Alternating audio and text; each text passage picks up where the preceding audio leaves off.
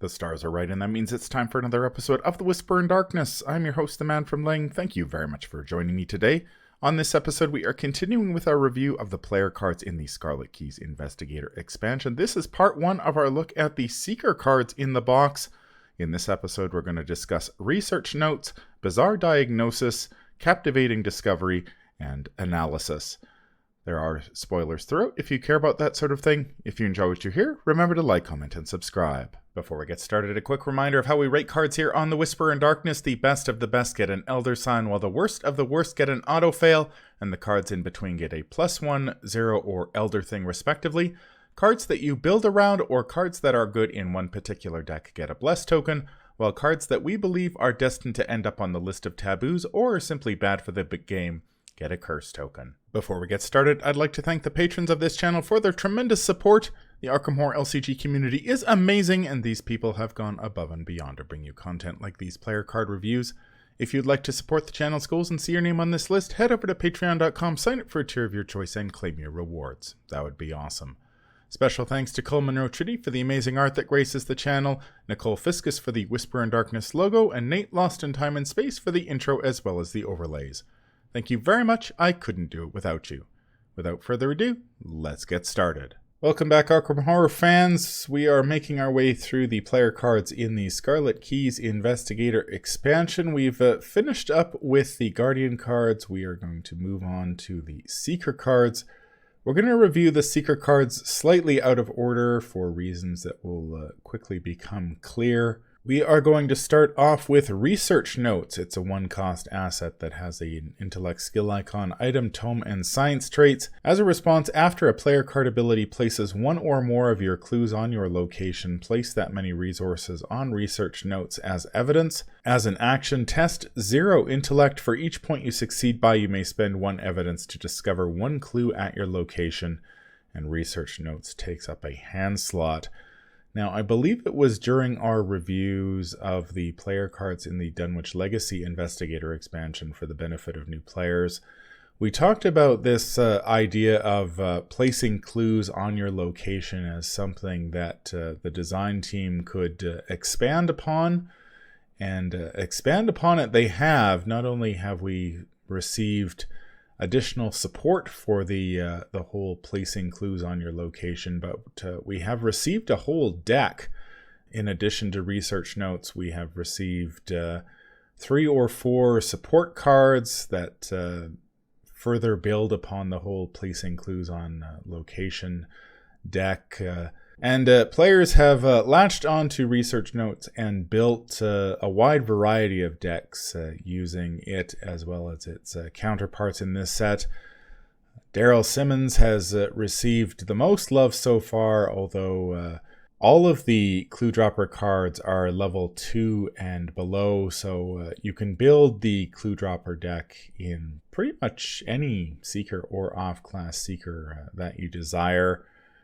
What do you think about Research Notes, Matastrophic? Just like with Bestow Resolve, I love it when we get a card that makes us look back at old cards in a new light and discover new combinations. I love it when that happens. Well, the fact that it's Research Notes and it kind of looks like a little notepad, I'm totally reminded of. I'm thinking I initially thought like Roland Banks or Joe Diamond, where they have their pistol in one hand and their notepad in the other, and they're going around fighting the mythos, and they're using Quick Study in particular, which is I think a card that did not get nearly enough love. So they use Quick Study to boost any skill test they want, and then you can use Research Notes to kind of scoop up afterwards. I really like how Research Notes also feels fair because it takes a hand slot, it takes an action to put into play, and it takes an action to recover those clues. You recover those clues that you drop at like a pretty fast rate, but you still have to spend actions to do it. So I feel like this feels like kind of perfect, a way to like bring that deck together, the Clue Dropper deck together without it going totally out of control. I really like this card a lot. Yeah, Research Notes is the payoff for dropping the clues. We received the whole deck did receive a smattering of cards over the past 5 or 6 years. There was Dr. William T. Mallison way back in Lost in Time and Space who dropped clues. There was Forewarned. that came out, I believe, in the Path to Carcosa cycle that That's let right. you drop a clue to cancel a treachery. Quick Study came out with a bunch of other sort of cards like it in the Boundary Beyond, but there wasn't really any payoff for dropping the clues, which was often considered to be the biggest problem. When it costs a whole action to get the clue back, that's kind of where the problem is. And that's okay if you're doing it like twice or maybe 3 times a game. But if you want to do a whole deck that's dropping clues a lot, you're going to want to get them back at a rate faster than 1 per action. And research notes, yeah, you got to put an investment in. You've got to spend an action to put the research notes down. You got to spend a resource to put the research notes down. You got to spend a hand slot. So you're spending like almost like 2-3 actions kind of worth of value there in order to kind of catch up by discovering like 2 or 3 clues at a time, as to recover from the cost of dropping clues earlier. One thing that's also worth noting with research notes is that it bypasses Shroud. You'd say you drop a few clues at low Shroud locations and scoop them back up normally, and then you end up on a 4 Shroud location. You can use research notes to like deal with the high Shroud, which is kind of cool, in my opinion. Yeah, the basic idea behind the deck is to use research notes in combination with the other clue dropping tech in the box. Mm-hmm. Ideally, you want to be trying to play 2 copies of research notes if you can swing the hand slots, so you get, whenever you drop a clue, you get double. You get double, and I think that's ideal. I don't know how often that's going to happen, but the decks do usually include some way of either holding extra tomes or generating enough hand slots in order to hold both copies of research notes. So when you do drop a clue, you're getting twice. Ideally, drop the clues clues at low Shroud locations, and then you go to a high Shroud location and you get to pick up the clues. It's not testless because you do have to take an Intellect 0 test, but it is Intellect 0. Daryl Simmons, who is the survivor/seeker investigator in the box, has 5 intellect. So it's pretty easy for him to pass an Intellect 0 test and scoop up a whole bunch of clues at the high Shroud location without having to deal with Shroud, like you said.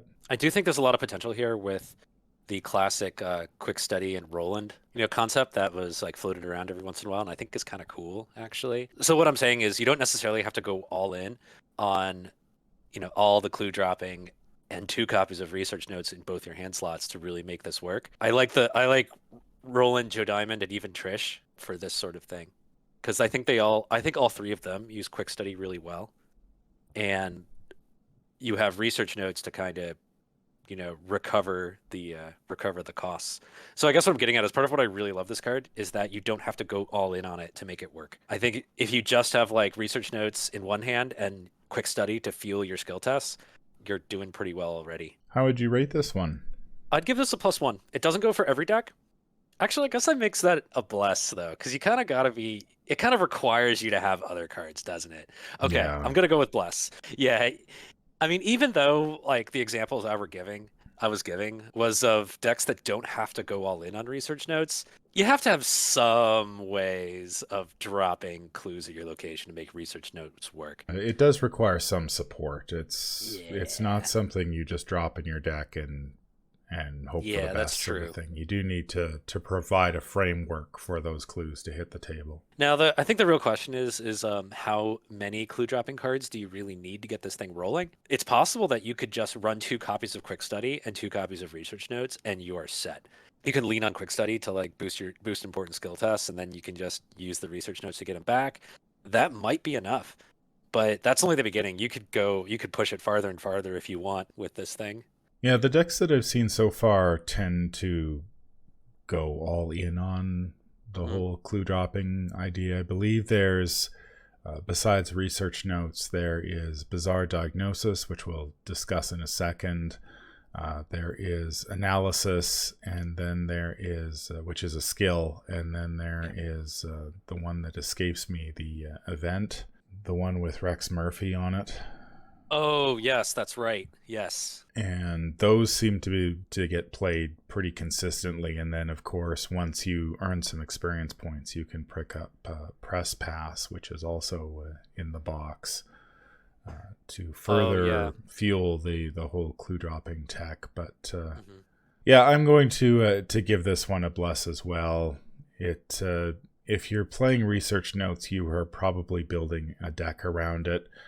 The nice thing about research notes is that because most of the cards are level 0 to 2, you can build this deck in a wide variety of investigators. Daryl is the obvious one because he is in the box, but I think I've seen it now in, obviously, Daisy, because research notes is a tome and she gets extra actions to use tomes. I think I've seen it in Rex Murphy as well, and I'm sure that by the time the game has run its course, there'll be research note decks for pretty much every seeker and off-class seeker that can. I have a good feeling about this with Roland Banks, because I think Quick Study in Roland was always like pretty good because Roland kind of likes having a clue at his location, so that way he can shoot an enemy and scoop something up for free. I like how the research notes actually synergizes pretty well with dealing with cover-up. Because if you discover multiple clues, you can, you can pour some, extra doses of gasoline like pretty quickly. So I think Roland. Quick Study, Roland. The next card we're going to talk about is Bizarre Diagnosis. It is a free event with 2 intellect skill icons, the Insight and Science trait. Place one of your clues on your location, then heal 3 damage from an investigator or ally asset at your location. Now, of the clue dropper cards in this box, this one seems to be played the least of the ones that I've seen. Now, Vincent Lee, the Seeker in the box, is all about healing damage, so this card does lend itself to him, but it is also fuel for the clue dropper deck. What do you think about this one? It's definitely probably the least necessary of the clue dropping cards. So I want to compare it to Hallowed Mirror, kind of like your quintessential spend actions, get healing. And yeah, I guess Hallowed Mirror is a little slower at first. You don't get that burst of healing, but it doesn't cost you clues. I do like that Bizarre Diagnosis has 2 intellect icons. That's nice. So if you don't have any damage, if you don't have a lot of damage to heal, that's pretty good. Okay. I like how Bizarre Diagnosis, if you're doing a big research notes test and you've already dropped a bunch of clues, it adds 2 intellect icons, so that kind of translates into 2 more clues when you pick them up with the research notes. So I guess what I'm saying is it's not completely anti-synergistic with like the existing clue dropping stuff. Would I run it over Hallowed Mirror though? In like say Vincent? That's actually a good question. What do you think? You're our actions for healing expert, aren't you? I find Hallowed Mirror pretty okay. I use it in quite a few decks. Yeah, I also like the 2 intellect skill icons on this one. I don't know if I'm playing this outside of Vincent Lee, to be honest, or the clue dropping deck. Healing is one of those things where it needs to, like, some of it needs to be in every box. And some healing, like, the game is probably better off with some healing being available to everyone, to every class. Remember we were talking about meditative trance back in Edge of the Earth and how terrible it was? Yeah. But I think even though that's like terrible, like a terrible healing card, the game still kind of needs to have some healing, available to everyone, even if it's not very efficient. Just so every group, like as time goes on and they've taken trauma, like has some way to deal with damage and deal with horror. And I'm guessing Bizarre Diagnosis is it. Yeah, it's also good that it heals allies, which is that's kind of cool. Like my immediate thought is because 3 is a lot. My immediate thought was Garish. You can like reset Garish. It's pretty cool. It's also interesting that a lot of these cards have the science trait, which I assume will work with Kate Winthrop if and when she is released into the game. So yeah, I assume that her deck right. building restrictions will include something to do with the science trait, and so I believe research notes and this both have the science trait. So we shall see what comes of that when she is released. How would you rate this card? I'd give it another thing. I'm not going to give it a tentacle because even though it's okay, so healing is one of those things where you kind of have to have some, and the game is probably better off with even like inefficient healing cards existing. It still does this thing. I wouldn't necessarily take it unless you were playing in a party that had very low health, and like very low agility scores. Basically, the party that like you absolutely need this. I'm not even sure if I would take this in Vincent though, because I feel like Vincent lends himself to healing engines that are more than just one-off events. Yeah, I was debating between an Elder Thing and a Blessed Token. I feel like if you're playing this card, you're probably playing the Clue Drop deck or you're playing Vincent. This isn't the type of card that you're just going to include in any investigator. Bizarre Diagnosis hasn't seen as much play, I think, as some of the other clue dropping tech. So yeah, I think Elder Thing is fair for it. The decks I have seen it in include usually one copy, not two. Sense. Emergency. So yeah, it's not the worst card you can include in a clue dropping deck, but yeah, it's really about how much your group needs emergency healing, to be honest. The next card we're going to talk about is Captivating Discovery. This is a 1-cost event with an intellect and agility skill icon insight trait.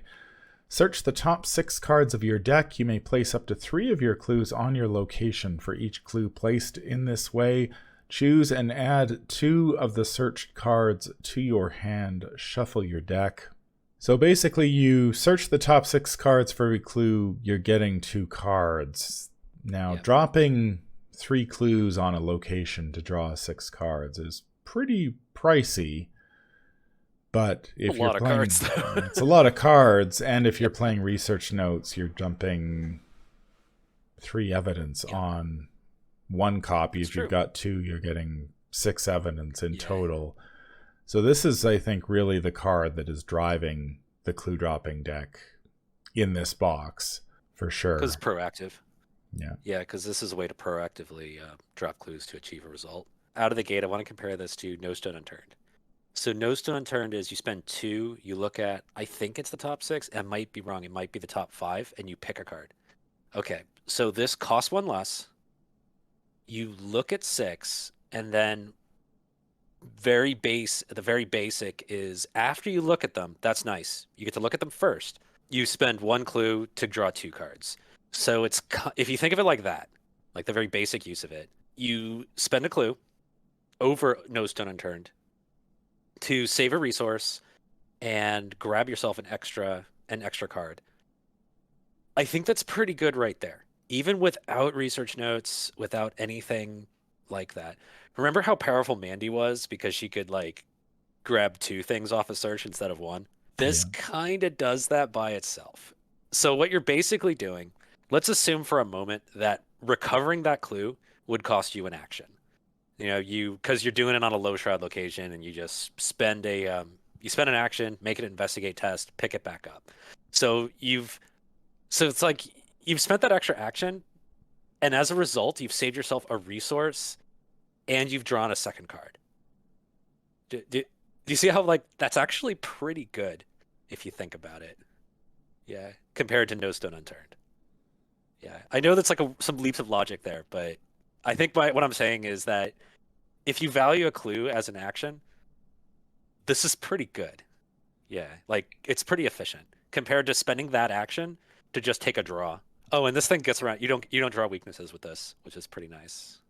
Yeah, we've seen this type of card before in previous sets, sort of iterations on it. We had Deep Knowledge in the Innsmouth Conspiracy, which was basically drawing cards for curse tokens.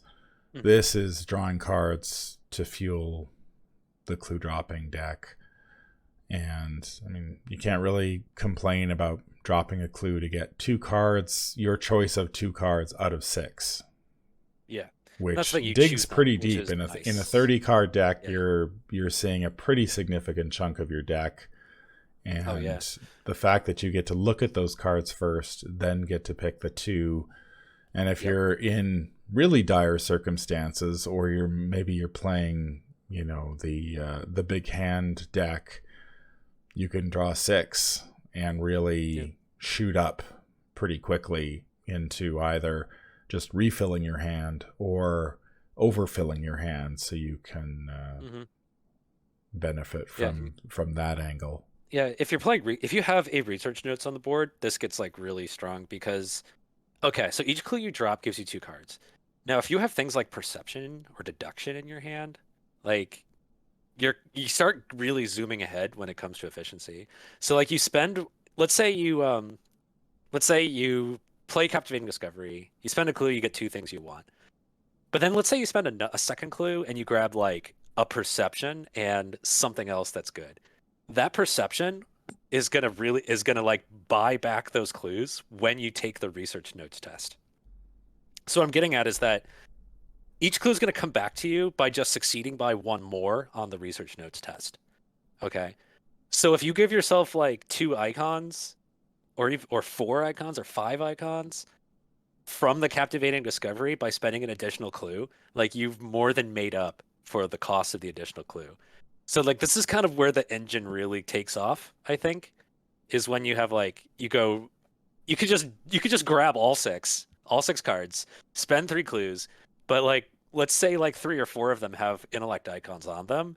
Like that means that your research notes test, which you were gonna take eventually anyway, is gonna just be very efficient and is gonna get all those clues back for you. Because there's no ceiling on that research notes, by the way.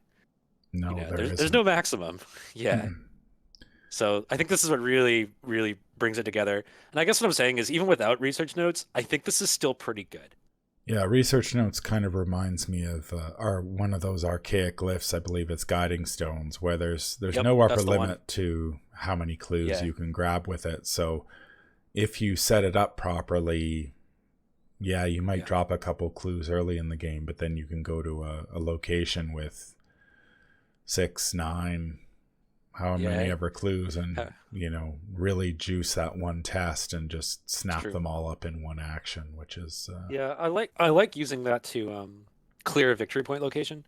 So like often enough in scenarios, the victory point locations might be extra. Like you might not have to clear them out in order to advance the act. So you could be dropping your clues at your low shroud non-victory point locations, and then you kind of save up your research notes. Man, we're talking about research notes this whole episode, aren't we? Um, and we you save up your research notes so that way you go to the victory point location that might have 3 or 4 clues on it because you're playing 3 or 4 player, and then you just one action grab them all, without having to deal with the high shroud. I think there's a lot. I think there's like a whole deck there. Captivating Discovery also has the insight trait, so if you happen to be playing Joe Diamond, this can go in his hunch deck. Now, I believe No Stone Unturned was played in Yep. Joe's hunch deck before, so if you Yep. happen to be building a Joe Diamond Research Notes deck, this can replace No Stone Unturned in the hunch deck, and you can go from there. How would you rate this one? I think it's not quite Elder Sign, but it's definitely a good +1, I think. Just in any deck, even if you're not running research notes, I still think this is pretty good. Yeah, so I'm gonna give it a +1. I'm going to give it a +1 as well. It's strong. I mean, the fact that you get to look at 6 and pick at least 2 if you want, Hmm. and potentially more depending on how urgent you need cards. Card draw wins games, and It's true. this can give Yeah. you a bunch of cards at level 0, which is Yes. pretty What's nice. also really important about this is look at that artwork. Rex's glasses are falling off his face. Like he is cartoonishly captivated because look at him. He discovered something and it made his glasses fly off his face. That's hilarious. I think he has discovered the cure for his curse. Oh, that would make sense. But or or it could be bad. Or here's the thing. What if he is cursed? You see, it looks like he's on a ladder. Is that correct? Like Yeah, he's standing on a ladder. What if he looked at the thing, got so surprised, and now he's falling off the ladder to his doom that because he's that cursed? because he's cursed. Yeah, exactly. It looks like he's become a bit of a conspiracy theorist as well in the background there. He's Yeah. got I mean, lots of that's got to be a stuff pretty posted on big the wall conspiracy. with Yeah. red string attaching Yeah. everything together. So It's got to be a really big conspiracy considering he needs a ladder to get up to it. Like so like what's on the ground floor? Like what does he have like on his walls and on the ground? Does he have more conspiracy or does he have like normal things? the final card we're going to talk about in this review is Analysis. It is a skill with one wild skill icon in the practice trait. After revealing a chaos token for this skill test, you may place one of your clues on your location to cancel that token, return it to the chaos bag, and reveal a new one. You may do this any number of times. What do you think about this one? Any number of times. Holy cow. So like just about any deck that could take this like is probably doing okay if they do because it means you have a way of dealing with the auto fail.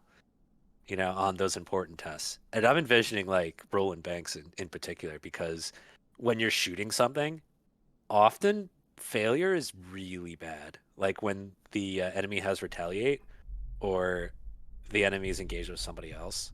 Like that's when like tentacles really blow it for the team.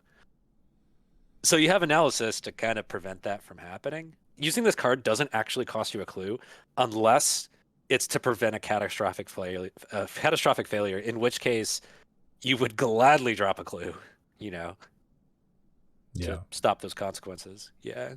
Yeah. I don't know how many times I would I think probably once is, unless you say draw auto fail -4 or something like that. Which can happen, You're probably not going to have to drop too many clues, but again, if you're playing research notes, you just spin those clues into more clues later. So it's Yeah, it's true.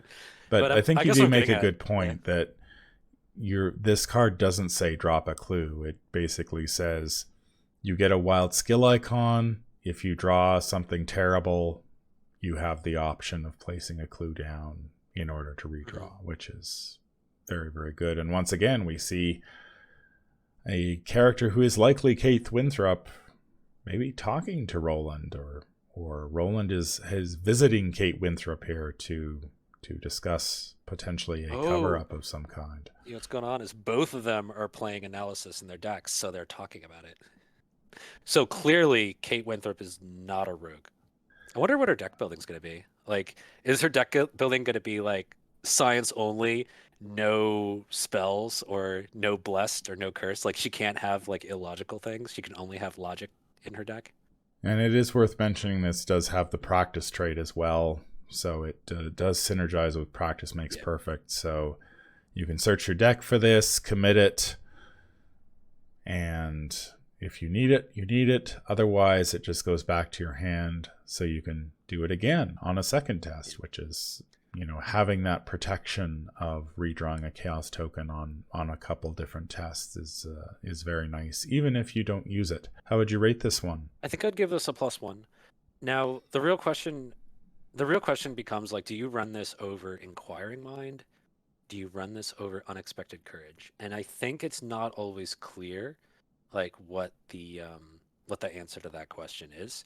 So I wouldn't say it's like an elder sign, like up there with like the strongest cards in the game, but I think the fact that it's wild and the fact that it helps you on especially key tests of any type, I think you can you can combine this with things like Unexpected Courage and Inquiring Mind to have a lot of wilds in your deck and a lot of coverage of those tokens. Oh man, I'm suddenly envisioning a deck that has like Roland or Joe, and you run 2 Daring, 2 Unexpected Courage, 2 Take the Initiative, 2 Inquiring Mind, 2 Analysis. Ten. That's 10 cards right there out of your 30 card deck, and they're all like quite strong. That's pretty good. Yeah, that's before you get into things like overpower and deduction and all those incredible skill cards. I think I'm going to go Elder Sign on this one simply because the ability to redraw a Chaos token is very, very powerful. We have an entire investigator who is dedicated to it, and it's a very, very powerful mechanic that isn't that common, to be honest. Usually you either have to spend experience to get it, or it's on sort of wonky cards that you can only use it in very rare circumstances. Yeah, that's true. This just makes it available to pretty much any seeker or off-class seeker. Certainly, Roland can use it. Joe, anybody who is, taking those very pivotal tests with weapons where, it's either do or die. In order to redraw a Chaos token on a weapon, I think there was like Eat Lead or something like that. Oh yeah, and you had to spend an extra ammo, and it was only on shots with firearms, and This is. And you had to spend resources. Yeah, it's true. This can be used by anybody, pretty much, and the fact that it has a wild skill icon to use it on any test. I mean, this. If you're Roland, I don't see why you wouldn't play this. Just, it's like that rotting remains test that's going to kill you. Oh, no, I failed. Oh, no, I passed because I dropped a clue that I wasn't going to be using anyway if I was dead. Yeah. And now I'm still in the game. So, yeah, I think this one warrants an Elder Sign. That's going to do it for part 1 of the Seeker card reviews. Let us know in the comments down below what you think. Any final thoughts, Matastrophic, on research notes and the whole clue dropping deck? I like this. I think research notes in particular, as I mentioned earlier on in the video, I love it when new cards make us look at older cards in a new light. And research notes really does this. And I like how it does it without like really going over the top.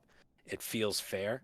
And it feels thematic too. Man, I just love this. I just love this vision I'm getting in my head of Roland Banks with like a 45 automatic and a notepad, and he's dealing with the mythos. Oh, love it. Yeah, this is good. This is good. I like this set of cards.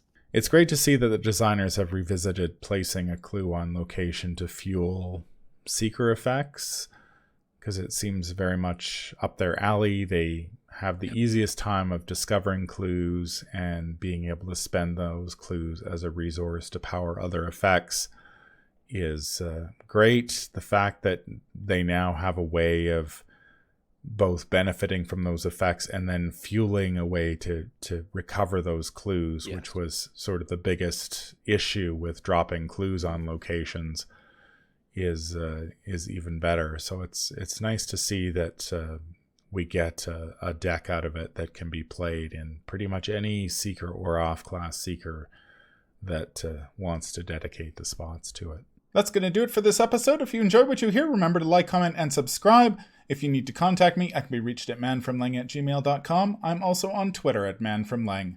Until the stars are right, keep your shotgun close and your Elder Sign closer. Take care out there, and happy investigating.